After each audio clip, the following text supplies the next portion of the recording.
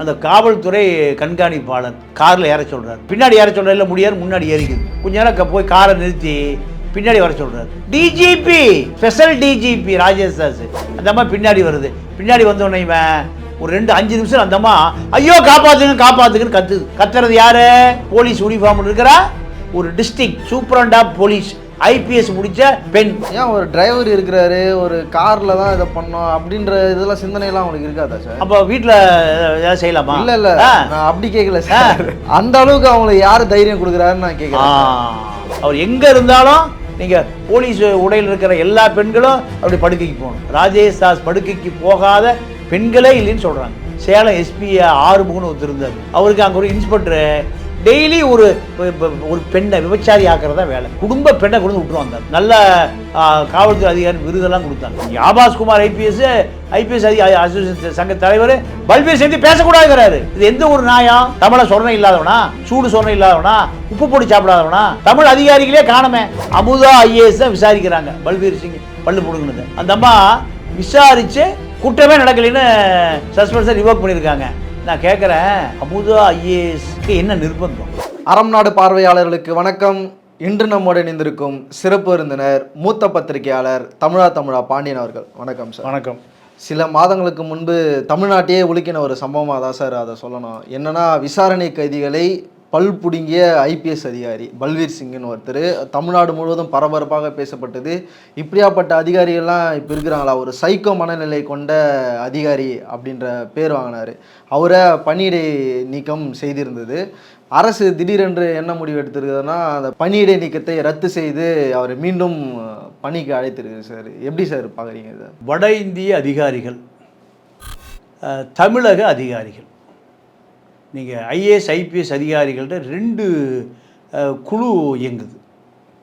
இந்த 2 குழுக்களில் எந்த விதமான அதிகாரமே இல்லாத குழு தமிழ்நாட்டு அதிகாரிகள் குழு. நார்த் இந்திய ஐஏஎஸ் அதிகாரிகள், தமிழ்நாட்டு ஐஏஎஸ் அதிகாரிகள். இவங்க 2 பேரும் நீங்கள் இப்போ ஒரு பெரிய அதிகார மையமாக வட இந்திய அதிகாரிகள் மையம் மாறியிருக்கு. நீங்கள் இப்போ இன்றைக்கி பார்த்தீங்கன்னா, நீங்கள் தலைமைச் செயலாளர் சிவ்தாஸ் மீனா, நிரஞ்சன் மார்டி, ஆபாஸ் குமார். தமிழ்நாடு ஐபிஎஸ் அதிகார சங்கத்தினுடைய தலைவர் யாருன்னு கேட்டிங்கன்னா, ஒரு பீகாரை சேர்ந்த ஆபாஸ் குமார். சங்கர் ஜிவால் ஒட்டிங்களா? இல்லை, சங்கர் ஜிவால். அப்போது வட இந்திய அதிகாரிகள் தமிழ்நாட்டில் இப்போ பல்லு பிடுங்கின பல்பீர் சிங் ஆகட்டும், ராஜேஷ் தாஸ், எல்லாம் வட இந்திய அதிகாரிகள் தான். எல்லாமே வட இந்திய அதிகாரிகள் தான். நீங்கள் தமிழ்நாட்டு அதிகாரிகள் முருகன், அவர் மேலே பாலியல் புகார். இந்த வட இந்திய அதிகாரிகளோடு இணைந்து பணியாற்றுகிறார் தான் அது முருகன்.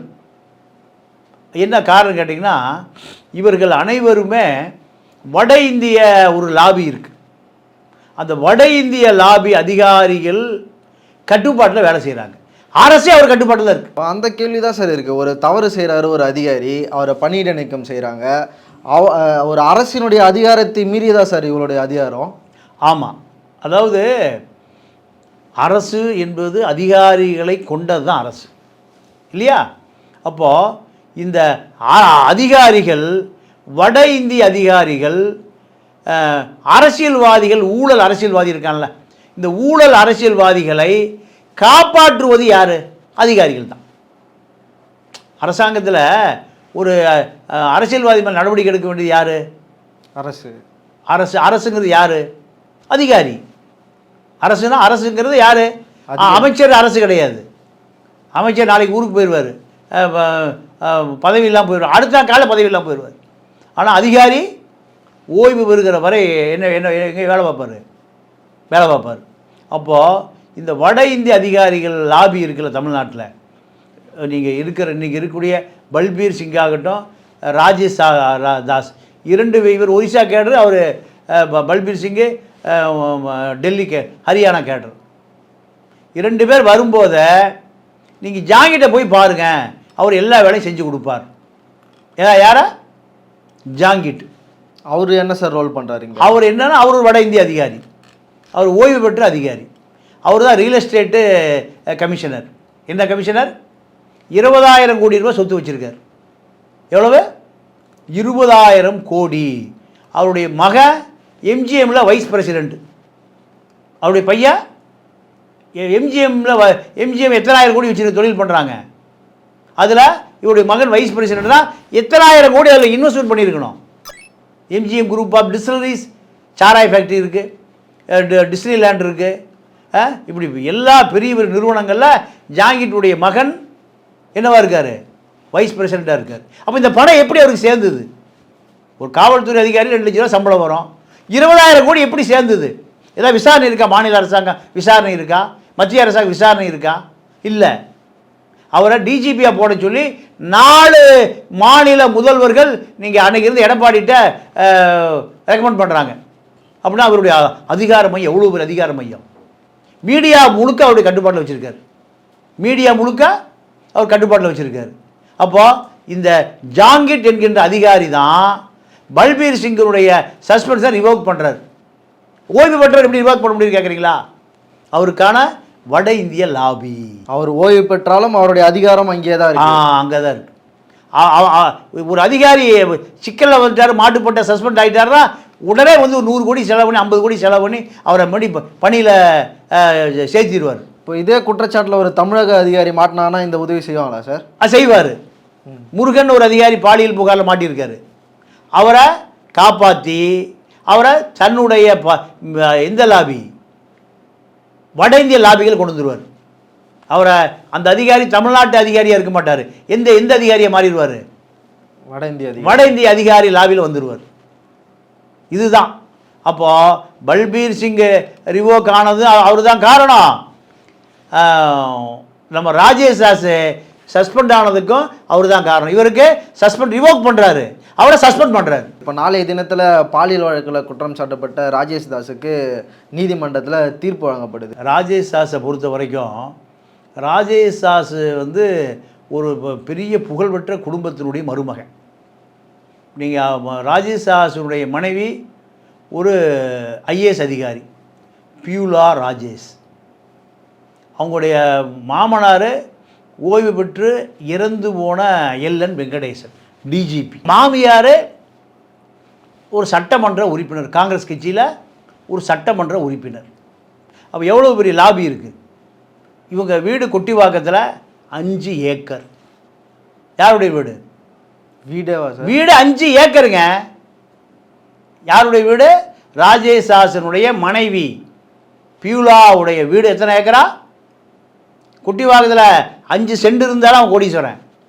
இங்கே எவ்வளோ ஏக்கர் இருக்குது? 5 ஏக்கரா. 5 ஏக்கராவில். அப்போ இது ஒரு புகழ்பெற்ற குடும்பம். நீங்கள் நம்ம சிட்டி சென்டர் இருக்குல்ல, இது அவங்க இடம் முன்னாடி. அப்போது இங்கே இந்த குடும்பத்தில் திருமணம் பண்ணுறார் யார்? ராஜேஷ் தாஸ்.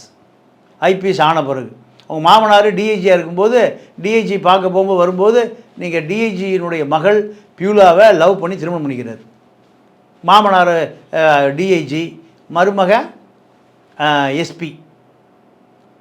இதுதான் இவர்களுக்கான. இவர் ஒரிசா கேடர் அதிகாரி. யார்? ராஜேஷ் தாஸ். ஆனால் இவரை பொறுத்த வரைக்கும் நிறைய பாலியல் புகார் நிறைய அவர் மேலே, ராஜேஷ் தாஸ் மேலே. நீங்கள் சிறப்பு டிஜிபியாக நீங்கள் வந்துடுறாரு. வந்த பிறகு தான் ஒரு பெண் சூப்பரண்ட் ஆஃப் போலீஸ் அந்த அம்மாவை பாலியல் வழக்கு புகார் செய்யப்பட்டு அது இப்போ நாளைக்கு தான் அந்த வழக்கு வரப்போகுது. அப்போ இவரை கம்பல்சரி ரிட்டையர்மெண்ட். இவர் என்ன பண்ணியிருக்கணும்னா சஸ்பெண்ட் பண்ணி ரிமாண்ட் பண்ணியிருக்கணும். ஏன் பண்ணலை? அப்போ அவருக்கு ஒரு லாபி இருக்குது. நார்த் இந்தியா லாபி அவரை காப்பாற்றுது. பல்பீர் சிங்கு 7 பேரை பள்ள பிடிங்கிருக்காரு. ஒரு தம்பி அண்ணன் 2 பேர் விசாரணைக்கு கூப்பிட்டு வர்றாரு. கூட்டிகிட்டு வந்த பிறகு என் தம்பிக்கு நாளைக்கு கல்யாணங்கிறான். யார்? அண்ணங்காரன். அதெல்லாம் முடியாதுன்னு சைக்கிள் கடையில் குரோடு இருக்குல்ல, அதை வச்சு இருந்தாலும் பல்ல பிடுங்குறான்னா இந்த நார்த் இந்தியா லாபி எவ்வளோ அதிகாரமான லாபி. கேரளாவில் போய் பண்ணிட முடியுமா? ஆந்திராவில் பண்ணியிருக்க முடியுமா? ஏன் மக்கள்லாம் விழிப்பாக இருக்கான். இங்கே விசாரணை கைதிக்கே பல்ல பிடுங்குறான்னா பல்லு எவ்வளோ கொடூர குற்றம், கொடிய குற்றம். அவரை நீங்கள் ஹோம் செக்ரட்டரி அமுதா ஐஏஎஸை விசாரணை, அந்த அம்மா என்ன விசாரணை பண்ணுச்சு? பல்லே பிடுங்கலின்னு விசாரணை பண்ணி கொடுத்துருச்சா? இப்போ அந்த கேள்வி தான் சார் இது வெளிப்படையாக தெரியுது. பாதிக்கப்பட்டவர்கள் நேரடியாக வந்து சொல்கிறாங்க, இந்த நபர் தான், இந்த அதிகாரி தான் என் பல்ல போடுனாருன்னு. அட்லீஸ்ட் அந்த பணியிடை நீக்கம் அப்படியாவது இருந்திருக்கிறான்ல. உடனடியாக வந்து இது ஒரு எதிர்ப்பாக வரும்னு அரசுக்கு தெரியாதா? இல்லை, திமுக அரசு என்ன பண்ணுதுன்னா இந்த மக்களை ஏமாற்றுகிறது.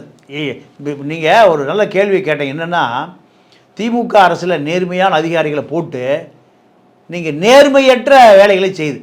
நீங்கள் யார், இறையன்பு நல்ல அதிகாரி, சைலேந்திர பாபு, எந்த கெட்ட வேறு, இப்போ ரிட்டையர் ஆனவரை ஒரு பாலியல் புகார் அவர் மேலே, அதே போல் உதயச்சந்திரன், இப்படி நேர்மையான அதிகாரிகளை போட்டு ஒரு பிரம்மை என்ன அரசு நேர்மையான அரசுன்னு அந்த பேர் தான் சார் எடுத்தாங்க. ஆனால் பல்பீர் சிங்குக்கு ஏன் மணி போஸ்டிங் கொடுக்குறீங்க? கொடுக்க வேண்டிய அவசியம்? நீங்கள் ராஜேஷை கைது பண்ணி சிறையில் போட்டுருக்கணும்ல. அதாவது அந்த காவல்துறை கண்காணிப்பாளரை ஸ்பெஷல் டிஜிபி அவர் காரில் ஏற சொல்கிறார். அந்த அம்மா முன்னாடி ஏறிக்குது. பின்னாடி ஏற சொல்கிற இல்லை, முடியாது, முன்னாடி ஏறிக்குது. டிஜிபிக்கு ஒரு எஸ்பி டிஜிபியோட இணையாக உட்காந்துட்டு வர முடியாதுல்ல, அதெல்லாம் நம்ம முன்னாடி ஏறிக்குது. சரி, ஏதோ டிஸ்கஸ் பேசுவார்னு சொல்லி கொஞ்ச நேரம் போய் காரை நிறுத்தி பின்னாடி வர சொல்கிறார். யார்? DGP, special DGP Rajesh Das. அந்த அம்மா பின்னாடி வருது. பின்னாடி வந்தோடனே இவன் ஒரு 2-5 நிமிஷம் அந்த அம்மா ஐயோ காப்பாற்றுங்கன்னு கத்துது. கத்துறது யார்? போலீஸ் யூனிஃபார்ம் இருக்கிற ஒரு district superintendent of police, IPS முடித்த ஒரு பெண். அந்த அம்மாவுடைய கணவர் ஒரு ஐஏஎஸ் அதிகாரி. கத்துறது யார்? நீங்கள் யார் காரில்? டிஜிபி காரில். ஏன் ஒரு டிரைவர் இருக்கிறாரு, ஒரு காரில் தான் இதை பண்ணோம் அப்படின்ற இதெல்லாம் சிந்தனைலாம் அவங்களுக்கு இருக்காதா சார்? அப்போ வீட்டில் ஏதாவது செய்யலாமா? இல்லை, நான் அப்படி கேட்கல சார். அந்த அளவுக்கு அவங்களுக்கு யார் தைரியம் கொடுக்குறாருன்னு நான் கேட்குறேன். காவல்துறை யூனிஃபார்ம் தான். அவர் எப்பவுமே மது போதையில் இருப்பார். யார்? Special DGP. எப்பவுமே ஸ்பெஷல், எப்பவுமே சரக்கு, நல்ல சரக்கு, வாசடிக்கா சரக்குல இருப்பார். இது நாடாங்க இது? ஐயோ, நீங்கள் அந்த அம்மா ஐயோ காப்பாற்றுன்னு கத்துது. ஒரே கூக்குரல். எதில்? காரில். டிரைவர் நிறுத்துறான், ஓட்டுறான். இவர் என்ன செய்கிறாரு? இவர் பாலியல் வன்புறவு செய்கிறாரு ஒரு எஸ்பியை. அதுதானே வழக்கு. கீழே நீதிமன்றம் என்ன எவ்வளோ கொடுத்துருக்கு? 3 வருஷம் தண்டனை கொடுத்துருக்கு. அந்த அம்மா கார்லேருந்து தப்பிக்கிறதுக்கு போராடி இருக்கு. அந்த அம்மா ஐபிஎஸ் ட்ரைனிங் எடுத்த ட்ரைனிங் போது அங்கே காமிச்சிருக்கு. காரை நிறுத்துறதுக்கு அவன் டிரைவர் நிறுத்த சொல்லி சட்டை பிடிச்சி இழுக்குது. அவன் தடுமாறி காரை நிறுத்தினான். எஸ்பிங்க, ஏட்டையாவோ இல்லை சாதாரண கடைநிலை காவல் நிலையா பெண் போலீஸ் அல்ல, ஒரு எஸ்பி. அந்த அம்மா காரை விட்டு இறங்கி ஓடுது, அழுதுட்டு போய் தன்னுடைய காரில் ஏறுது. இதுதான் புகார். உடனே என்ன பண்ணுறாரு இவர்? டிஐஜி கண்ணனை அந்த டிஸ்ட்ரிக்ட் டிஐஜி கண்ணன் காரில் ஏற்றுறாங்கிறார் போதையில். யாரை? எஸ்பியை. டிஐஜி கண்ணை காரை நிறுத்தி அந்த அம்மா அழுதுட்டு ஓடுது. ஓடிய பிறகு டிஐஜி கண்ணா வர்றாரு. கார் நின்று என்னென்னு பதவி போய் வர்றாரு. அந்த அம்மா அழுதுட்டு ஓடுது. திருப்பி டிஜிபி என்ன சொல்கிறாரு? டிஐஜி கண்ணங்கிட்ட மறுபடியும் காரில் ஏற்ற சொல்கிறாரு. அப்போது காரில் மீண்டும் ஏற்றுறது யார் ஏற்றுறா? டிஐஜி. ஒரு இடைநிலை காவலருக்கு நீங்கள் இந்த காவல்துறை என்ன அதிகாரம் கொடுத்துருக்கு? யூனிஃபார்ம் கொடுத்துருக்கு. சட்டத்தை மதிக்கணும், ஜனநாயகப்படி அவர்கள் கடமையாற்றுவதற்கு அனுமதிக்கணும். ஆனால் ஒரு எஸ்பி அந்த அம்மாவை மீண்டும் காரில் ஏற்ற சொல்லி கண்ணனுக்கு கண்ணன் மீது வழக்கு, டிஐஜி மீது வழக்கு, டிஜிபி மீது வழக்கு. அப்போது ஒரு ஸ்பெஷல் டிஜிபி எடப்பாடி கிடைச்ச டிஜிபி பாருங்க. எடப்பாடி கிடைச்ச டிஜிபி. இதுதான் இவர்களுடைய பணினா இந்த அரசாங்கம் அந்த திராவிட இயக்கம் எப்படி நடக்கும்? திராவிட இயக்கம் எப்படிங்க நடக்கும்? இப்போ நம்ம முன்னாடியே சொன்ன மாதிரி நல்ல அதிகாரிகளை நல்ல பதவியில் வச்சுருக்காங்க. ஆனால் அவங்கள பதவிக்கு ஏற்ற வேலையை செய்ய முடியாத அளவுக்கு ஏன் இந்த அரசு தடுக்குதுன்னு கேட்குறேன் சார். ஏன்னா லஞ்சம், ஊழல், லாவண்யம், இந்த மாதிரி தப்பான அதிகாரிகளை நீங்கள் அதிகாரத்தை கொண்டு வந்து வச்சுட்டிங்கன்னா அப்புறம் எப்படி நீங்கள் மக்களுக்கு நன்மை நடக்கும்? நீங்கள் ராஜேஷ் தாஸ் மேலே நிறைய பாலியல் புகார் இருக்குது. அவரை தான் நீங்கள் அப்போது டிஜிபி திருபாதி இருக்கார், நிரஞ்சன் மாரடி இருக்கார் ஹோம் செக்ரட்டரி. 2 பேரும் எந்த வேலையும் பார்க்க வேண்டாம், எல்லா வேலையும் அவர் பார்த்துக்குவார். டிஜிபி எந்த வேலை பார்க்கக்கூடாது, ஹோம் செக்ரட்டரி எந்த வேலை பார்க்கக்கூடாது. ஏன்னா இவங்க 2 பேரும் ஜாங்கிட்டுடைய ஆட்கள். யாருடைய ஆட்கள்? ஜாங்கிட்டு, ஒரு நார்த் இந்தியா லாபி. அப்போது நீ 2 பேர் யாரும் பார்க்காத, நீ எல்லா வேலையும் பாருன்னு அவருக்கு கொடுக்குறாங்க. அந்த வேலைக்கு லாய்க்கே இல்லாத ஆள் யார்? ராஜேஷ். அப்போது இந்த அரசாங்கம் எப்படி மக்களை காப்பாற்றும்? இந்த மக்களை எப்படிங்க காப்பாற்றும்? இவங்க 2 பேரும் இல்லை ரியல் எஸ்டேட் கமிஷனருடைய ஜாங்கிட்டுடைய ஆட்கள், ஹோம் செக்ரட்டரியும் டிஜிபியும் திரிபாதியும். எடப்பாடி இவங்களை நம்பாமல் யாரை நம்புகிறாரு? எந்நேரம் போதையில் இருக்கிற பெண்கள் கிடைச்சா பாலியல் தொந்தரவு வல்லுறவு பண்ணுகிற ராஜேஷ் கொடுக்குறாரு. அப்போது இந்த அதிகாரிகள் பூரா எப்படி மக்களை காப்பாற்றிருப்பான்? நீங்கள் பல வருடம் பொது வாழ்க்கையில் இருந்திருக்கீங்க சார். இப்போ எப்பவுமே ஒரு குற்றச்சாட்டு இருக்கும். இப்போ அதிமுக ஆட்சி காலத்தில் அல்லது ஜெயலலிதா இருக்கும்போது சட்ட ஒழுங்கு வந்து நல்லா இருக்கும், திமுக இருக்கும்போது சட்ட ஒழுங்கு வந்து சீர்கெட்டு போயிடும் அப்படின்ற குற்றச்சாட்டு வைப்பாங்க. இப்போ நீங்கள் சொல்கிறதெல்லாம் பார்க்கும்போது அது உண்மைதானோன்ற சந்தேகம் ஏற்படுது சார். இல்லை, அதாவது திமுக அதிமுக 2 எனக்கு பெரிய வித்தியாசமாக தெரியல. 2மே இந்த அதிகாரிகள் தான் நிரம்பி இருப்பான், இந்த ஊழல் அதிகாரிகள் தான் நிரம்பி இருப்பான். இப்போ இந்த அதிகாரிகள் நிரம்பினால தானே 20,000 கோடி 25,000 கோடி. அதாவது நல்லா கேட்டுங்க, வட நெம்மேலின்னு ஒரு கிராமம், வட நெம்மேலின்னு ஒரு கிராமம் இருக்கா? அந்த கிராமத்தில் ஊருக்கு பொதுவான இடம் ஒரு 20 ஏக்கரா இருக்குது. ஊருக்கு பொதுவான இடம்.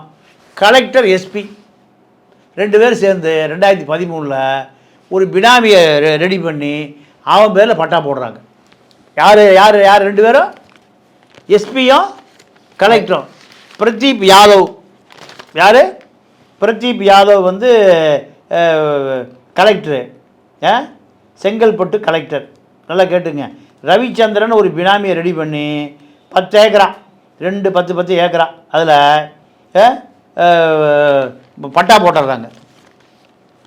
யாருடைய இடத்த? ஊர் பொதுமக்கள் கூடுகிற ஒரு பொது இடத்துல பட்டா போட்டுடுறாங்க. பட்டா போட்டால் ஊர் சனம் பூரா சிஎம் செல்லுக்கு வருது. ஐயா, இந்த இடத்த பட்டா போட்டு யாருக்கு விற்றுவிட்டாங்க, ஒரு வேலி போட்டான் அவன், பினாமி ரவிச்சந்திரன் வந்து பினாமி. உடனே கோர்ட்டுக்கு போகுது. கிருபாகரன் ஜட்ஜு கேட்குறாரு, என்னங்க கலெக்டருங்கிறவன் கடவுளுக்கு இணையானவர், மக்கள் பூரா கலெக்டர்கிட்ட தான் போய் மனு கொடுப்பான். இந்த கலெக்டர் பட்டா போலியா ஒருத்தனுக்கு போட்டு விற்றுருக்காருன்னா இது எங்கேயா போய் சொல்கிறதுன்னு யார் கேட்குறா? நீதியரசர் கிருபாகரன் கேட்குறாரு. கோர்ட்டில் இந்த வழக்கு வருது. வந்த பிறகு அட்வொகேட் ஜெனரல்கிட்ட ஸ்கூலு இது எஃப்ஐஆர் போட்டு விசாரிங்கிறார். அட்வொகேட் ஜெனரல் பொய்யா சொல்கிறார், என்ன எஃப்ஐஆர் போட்டாச்சுங்கிறார்.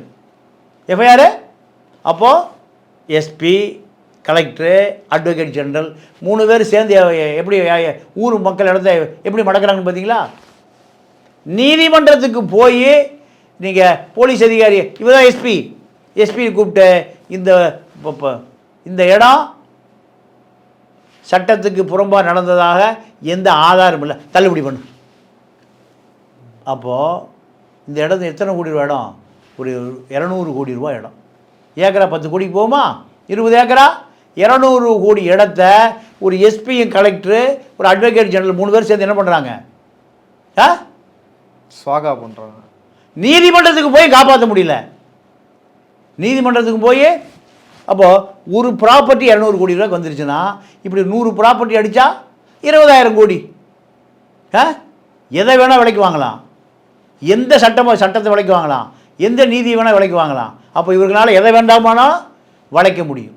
மீடியா பூரா அவருடைய கட்டுப்பாட்டில், மீடியா பூரா எந்த செய்தியும் வராது. இதை தட்டி கேட்ட ஒரு வழக்கறிஞருடைய பையன் ஐசிபி ஏரியில் பாடியாக முதக்கிறான், சங்கரசுப்பு பையன். வேற என்ன சங்கரசுப்பு பையனுடைய மரணத்துக்கு என்ன காரணம்? எல்லாமே மறைக்கப்படுகிறது. வட இந்திய அதிகாரிகள் கொண்ட லாபி எல்லாமே மறைக்கப்படுகிறது ஊடகங்களுக்கு காசை வாங்கிட்டு. இப்போ அந்த அதிகாரத்தை அப்படியே தமிழக அதிகாரிகளுக்கு மாற்றி தர முடியாது சார். இப்போ இந்த அரசு நினைத்தா அரசை இயக்குவதே வட இந்திய அதிகாரிகள் தான். அரசியல்வாதி ஊழல் பண்ணுறான்ல, இதை காப்பாற்றி அதை ஒன்றும் இல்லாமல் பண்ணி டெல்லியில் சொல்லி, இடியில் சொல்லி, சிபிஐயில் சொல்லி, சிபிஐயில் மிக சாதாரணம். யார் நான் சொல்ல வட இந்திய அதிகாரிகளுக்கு. அப்போ இப்போ அரசியல்வாதி யாரை நம்புவான்? தமிழ் ஒன்றுமே செய்ய தெரியாத தமிழ் அதிகாரிகள் நம்புவானா? எல்லா செய்தியும் செய்கிற வட இந்திய அதிகாரி நம்புவானா? யார் நம்புவான்? சொல்லுங்க. வட இந்திய அதிகாரி. அப்போ வட இந்திய அதிகாரி தானே பவர் அதிகமாக வரும். தமிழ் அதிகாரிகளுக்கு தமிழ் அதிகாரி போய் அவனை போய் சேர்ந்துக்குவான், அடையாளம் அழிஞ்சு போயிடும். வட இந்திய அதிகாரிகளை தான் கூட வச்சுக்கிறாங்க. வட இந்திய அதிகாரிகள் தான் இந்த ஊழலுக்கு உறுதுணையாக இருக்கான். ரியல் எஸ்டேட்டில் எல்லா சொத்துக்களும் ஏமாற்றி மடைமாற்றுவது திமுக, அண்ணா திமுக ரெண்டு பேருக்கு யாருன்னா வட இந்திய அதிகாரிகள் தான். இப்போ இதுக்கு தீர்வுன்னு எதுவுமே கிடையாது. மக்கள்கிட்ட நீங்கள் கேரளாவிலேருந்து வேலை பண்ண முடியாது, ஆந்திரா கர்நாடகாவிலேருந்து வேலை பண்ண முடியாது, தமிழ்நாட்டில் பண்ணலாம். நீங்கள் அதாவது நீங்கள் சாதாரணமாக ஒரு விசாரணை கைதியை பல்ல பிடுங்குறான், நீங்கள் சுட்டு கொள்றான்னா இது இது இந்த நாட்டில் மக்கள் முட்டாப்பாய எதையும் கேட்க மாட்டான்னு தான் அர்த்தம். பென்னிஸ் ஜெயராஜ் ரெண்டு பேரையும் காவல்துறை என்ன பண்ணான்? குடிய குற்றவாளியா அடிச்சே கொண்டானா இல்லையா? இந்த நாட்டில் ஒன்றும் நடக்கலையே, ஒன்றுமே நடக்கலையே. அப்போ அந்த அதிகாரிகளுக்கு என்ன திமிரு வருது? இந்த தமிழை முட்டாப்பைய, தமிழை சூடு சொரணை இல்லை, தமிழ் தலைவன் இவனை பார்த்துக்குவான். ஈழத்தில் இனம் அழிஞ்ச போதே இவனுக்கு சூடு சொரணை எந்த போராட்டம் இல்லையே. 2000 பேர் ஆந்திரா ஜெயிலில் கிடக்கான். எதுக்கு? செம்மரை கட்டை கடத்த போகிறது. ஆந்திராக்காரன் செம்மரை கட்டையை கடத்துறது இல்லையா? தமிழ் 2000 பேர் ஜெயிலில் கிடக்கிறான். ஏறக்குறைய ஒரு 100 பேர் வரை சுட்டுக் கொல்லப்பட்டிருக்கான். ஒரு ஆந்திராக்காரன் சுட்டுக் கொல்லப்பட்டிருக்கானா செம்மரை கடத்தல? ஃபாரஸ்ட் டிபார்ட்மெண்ட்டு இப்போ பஸ்ஸில் கேட்பான், ஆந்திராவில் தெலுங்கு பேசுனா விட்டுருவான், தமிழ் பேசுனா பிடிச்சி சுட்டுக் கொள்கிறான், கையை காலை கட்டி. எத்தனை பேர் இப்போ? அப்போ தமிழ்நாட்டுக்கான அரசியல் என்பது திராவிட இயக்கத்திலிருந்து எடுக்கணும். திராவிட இயக்கத்தை ஒழிக்கணும். திராவிட இயக்கத்தை வேரோடு வேரடி மண்ணோடு அழிச்சாதான் தமிழர்களை மீட்டெடுக்க முடியும். திராவிட இயக்கம் தமிழர்களை ஏமாற்றிட்டே இருக்கான். இப்போ திராவிட இயக்கத்தில் இந்த 2 கட்சிகளை ஏமாத்துறான், வட இந்திய அதிகாரிகளும் கொள்ளையடிக்கிறான், வட இந்திய அதிகாரிகளும் கொள்றான். அப்போ எங்க தப்பு நடக்குது? யார் இதை தட்டி கேட்பது? யார் இதை? நீங்கள் ஒரு பெண் எஸ்பி ஐயோ என்னை காப்பாத்துன்னு தப்பி ஓடுதுன்னா அந்த அதிகாரி எவ்வளவு முறைகேடு பண்ணியிருப்பாரு? அது வெளியே வந்தது அது ஒன்று மட்டும், இன்னும் பல பெண்கள் எத்தனை பாலியல் வல்லுறவு. அவர் எங்கே இருந்தாலும் நீங்கள் போலீஸ் உடையில் இருக்கிற எல்லா பெண்களும் அப்படி படுக்கைக்கு போகணும். ராஜேஷ் தாஸ் படுக்கைக்கு போகாத பெண்களே இல்லைன்னு சொல்கிறாங்க. அப்போ ஒரு எஸ்பிவே அவர் தென்னாவட்ட போதையில் நீங்கள் கெடுக்கிறாருன்னா யூனிஃபார்மில், அதனால் எத்தனை பெண்கள், அப்போ அபலை பெண்கள் எத்தனை பேரை அவர் பாலியல் வல்லுறவு பண்ணியிருப்பார். இவர் தான் எடப்பாடிக்கு ரொம்ப விருப்பமான ஸ்பெஷல் டிஜிபி. ஸ்பெஷலாக எஸ்ஐ கூட லாய்க்கில்லாத ஆள் ராஜேஷ் தாஸ். என்ன பதவி அவருக்கு? Special DGP. இப்போ பல்வீர் சிங் போன்ற ஆட்கள் மறுபடியும் வந்து பணியில் சேரும்போது அது மீண்டும் மக்களுக்கு ஒரு அச்சுறுத்தலாக தானே சார்? ஆமாம், அவர் ஒரு ராஜேஷ் தாஸாக மாறுவார் கண்டிப்பாக. பல்வீர் சிங்கு இப்போ ஒரு ராஜேஷ் தாஸாக மாறுவார். நீங்கள் அதிமுக ஆட்சியில் பொள்ளாச்சியில் அண்ணா அடிக்காதீங்க துணியை பூரா கழட்டின்னு சொல்லி ஒரு பெண்ணு, அது போன்ற நிறைய புகார் வந்ததை பாண்டியராஜன் ஒரு டிஎஸ்பி தான் புகார் கொடுத்த பெண்கள் புகார் கொடுத்த ரகசியமாக வச்சுருக்கணும். அதான் போலீஸு விதி. அவர் என்ன பண்ணுறாரு? யார் புகார் கொடுத்தா எல்லாத்தையும் ப்ரெஸ்ஸுக்கு ரிலீஸ் பண்ணுறாரு. நாளைக்கு யாராவது வந்து கொடுப்பாங்களா? கொடுக்கக்கூடாது என்பது அவருடைய திட்டம். பாண்டியராஜா இது நீங்கள் யார் பொள்ளாச்சி ஜெயராம் பையனை காப்பாற்றுறதுக்காக டபுள் ப்ரொமோஷன் கொடுத்து கரூர் எஸ்பி ஆக்கப்பட்டார் இந்த திராவிட ஆட்சியில். அதுவும் திராவிட ஆட்சி தானே, அதிமுக ஆட்சி. எப்படி 100க்கும் மேற்பட்ட பெண்களை பொள்ளாச்சியில் இருக்கக்கூடிய வசதி படைத்த பணக்கார இளைஞர்கள் வேட்டையாடி இருக்கான். பல பெண்களை கற்பழிச்சிருக்கான். ஒரு வழக்கு இல்லை. அது கண்டுபிடிக்க வேண்டிய அதிகாரியே அதெல்லாம் காலி பண்ணுறாரு. யார்? பாண்டியராஜன் ஒரு அதிகாரி. அவர் அதுக்கு என்ன பரிசு? Superintendent of police. எங்கே? கரூரில்.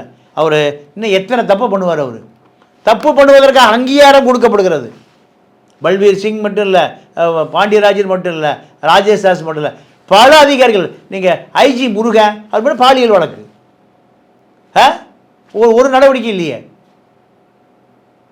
எல்லா போலீஸ் அதிகாரிகளையே போலீஸ் ஆண் அதிகாரிகள் பாலியல் வல்லுறவு பண்ணான்னு தான் வழக்கு. அப்போ அப்பாவி பெண்கள் போனால் என்ன ஆகும்? எனக்கு தெரிஞ்சு சேலம் எஸ்பியை ஆறுமுகன்னு ஒருத்தர் இருந்தார். அவருக்கு அங்கே ஒரு இன்ஸ்பெக்டரு டெய்லி ஒரு பெண்ணை விபச்சாரி ஆக்கிறதா வேலை. குடும்ப பெண்ணை கொண்டு விட்டுரு வந்தார். செத்து போயிட்டார் ஆறுமுகன்னு ஐஜியாக இருந்து. அவருக்கு நல்ல காவல்துறை அதிகாரி விருதெல்லாம் கொடுத்தாங்க.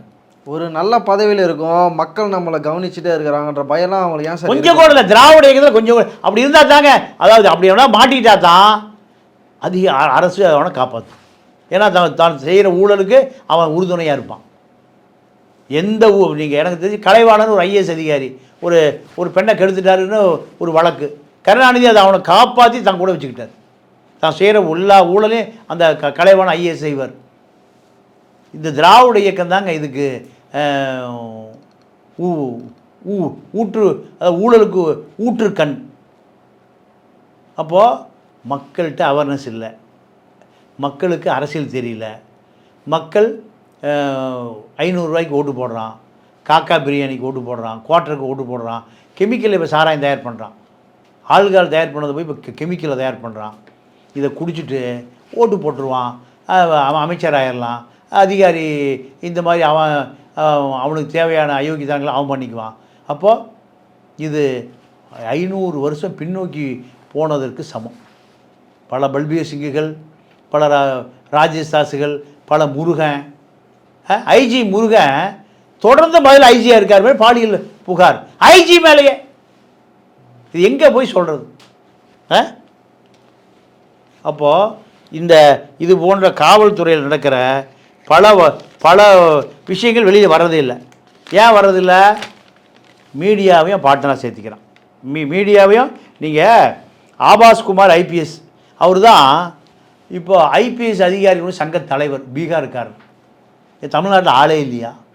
அவர் சொல்கிறாரு பல்பீர் சிங் பற்றி யார் இனிமேல் அறிக்கை விடக்கூடாது, பேசக்கூடாது. எப்படி? பத்திரிகையாளர்கிட்ட நடவடிக்கை எடுப்போம். நீங்கள் மகாராஜன் ஒருத்தர் தான் இதை நேதாஜி சுபாஷ் சேனா தலைவர்னு ஒருத்தர் நாங்குநேரி ஸ்ரீ வைகுண்டத்தில் பெரிய ஆர்ப்பாட்டம் பண்ணி தான் அந்த விஷயம் வெளியே வருது. பல்பீர் சிங் பல்லு பிடுங்கினது. ஊடகங்கள் பூராமே காவி சாயத்தில் இருக்குதுங்க. எல்லாம் கார்ப்பரேட் முதலாளிகளுடைய ஜால்ராவாக இருக்குது. அப்போது உண்மைகளை கொண்டு வர்றதுக்கு ஆளே இல்லை. எனக்கு தெரிஞ்ச பல பேர் போலீஸ் புரோக்கம் பூரா பத்திரிக்கையாளராக இருக்கான், யூடியூப் சேனல் நடத்துகிறான். ஆர்எஸ்எஸ் பாதி பேரை உருவாக்கி வச்சுருக்கு. எதுக்கு?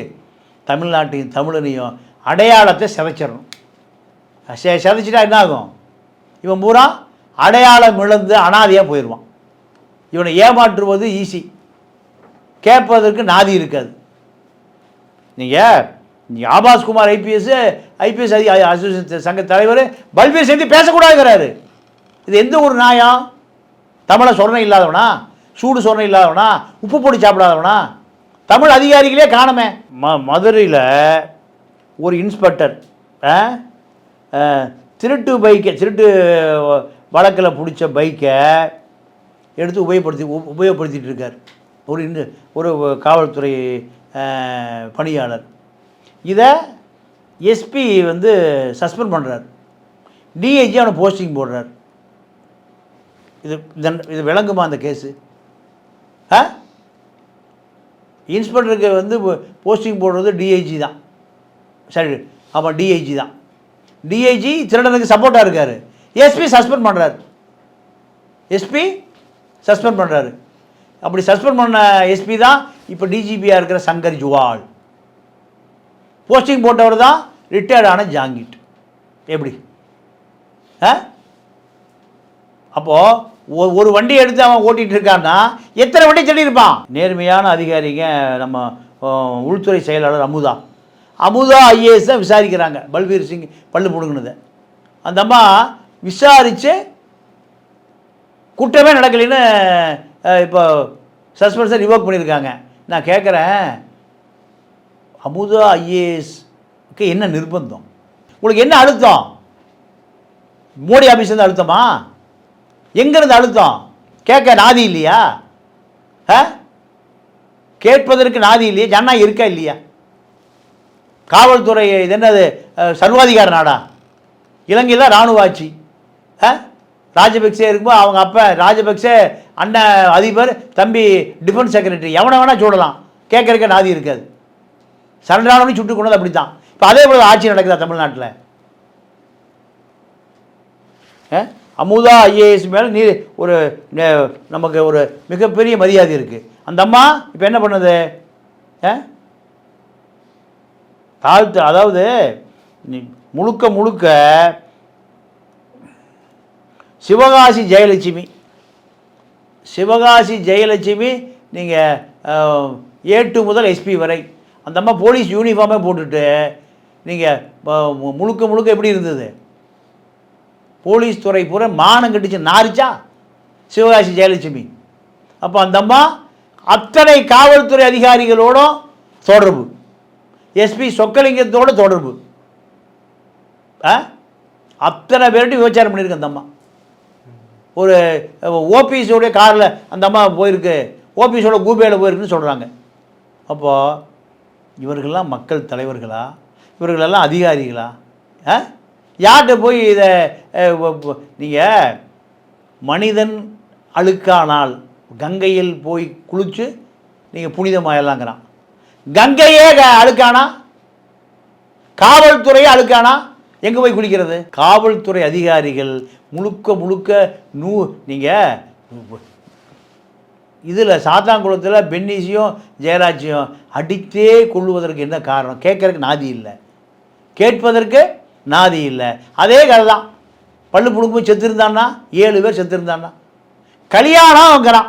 எனக்கு விசாரணை ஒரு ஏடிஎஸ்பியை விசாரிப்பான், ஒரு இன்ஸ்பெக்டர் தான் விசாரிப்பார். இப்போ அவர் பெரிய அதிகாரியாக வர போகிறார். யார்? பல்லு பிடுங்கி பல்பீர் சிங்கை இந்த வட இந்திய ஜாங்கிட் அதிகாரிகள் காப்பாற்றி அவர் பெரிய டிஜிபியாக வந்து அந்த ரிட்டையர்ட் ஆவான். அப்போது இன்னொரு ராஜேஷ் தாஸ்